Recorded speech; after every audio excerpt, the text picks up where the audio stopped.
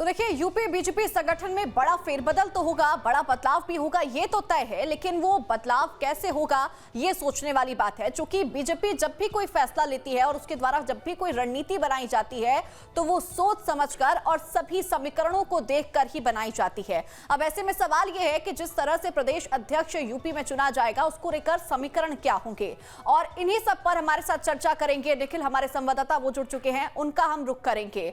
निखिल, देखिए, बीजेपी यहां पर लगातार बैठकें कर रही है और लगातार बैक टू बैक 3 जिस तरह से यहां पर समीकरण बनते हुए नजर आ रहे हैं, उसको देखते हुए हम क्या समझें कि उत्तर प्रदेश में अगला प्रदेश अध्यक्ष कौन होगा? देखिए, ये तो भारतीय जनता पार्टी का फैसला है और इसके बारे में अनुमान लगाना बहुत मुश्किल है। हम समीकरणों पर बात कर सकते हैं। समीकरण 2-3 जो निकल कर आए हैं बिहार चुनाव के बाद। बिहार चुनाव के बाद एक नई चर्चा शुरू हो गई है कि इस बार उत्तर प्रदेश की कोई अध्यक्ष जो है वो महिला हो सकती है। उसके पीछे कारण ये है कि आप देखिए, बिहार में जिस तरह से महिलाओं के नाम पर सफलता मिली इंडिया गठबंधन को, उस गठबंधन का फायदा जो है वो आने वाले समय में दिखाई पड़ रहा है। यही वजह है कि महिलाओं को आगे बढ़ाने के लिए और महिलाओं को फ्रंट फुट पर जो है लाकर भारतीय जनता पार्टी चाहती है कि महिलाओं का एक बड़ा वर्ग है जो उसका मतदाता है, उसे और मजबूत किया जाए।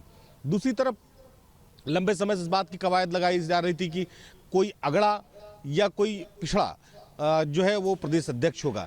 क्योंकि आप समीकरण देखें तो मुख्यमंत्री योगी आदित्यनाथ अगड़े समाज से आते हैं, उसके बाद डिप्टी सीएम ब्रजेश पाठक अगड़े समाज से आते हैं, केशव प्रसाद मौर्य पिछड़े समाज से आते हैं। तो 3 बहुत महत्वपूर्ण पदों पर बैठे हुए समीकरण है।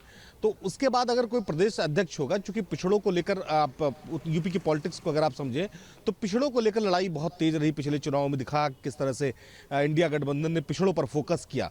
तो उसके लिए भारतीय जनता पार्टी पिछड़ों पर किसी पिछड़े पर दाव लगाना चाहती है। उसका मकसद ये कि कम से कम कोई पिछड़ा जो है वो प्रदेश अध्यक्ष हो।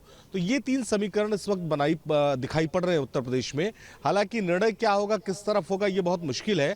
एक महिला को अगर अध्यक्ष बनाते हैं, आप पिछड़े समाज से लाते हैं, तो आपके दोनों मुद्दे जो आप 2 विकल्प चाह रहे थे वो सच सकते हैं। लेकिन एक महिला को भारतीय जनता पार्टी इतनी बड़ी जिम्मेदारी, कम से कम अभी जो उत्तर प्रदेश में इस तरह से कोई सक्रिय महिला नेता नहीं है, तो उस स्थिति में देना थोड़ा सा मुझे जो है वो बहुत असमंजस दिखाई पड़ रहा है।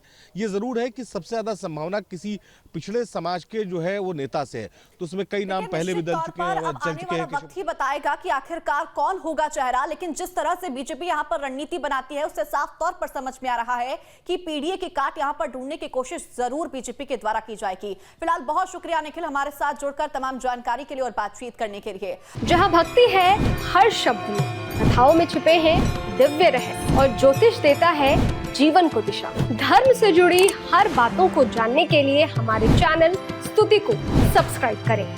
चैनल पर जाने के लिए इस लिंक पर क्लिक करें।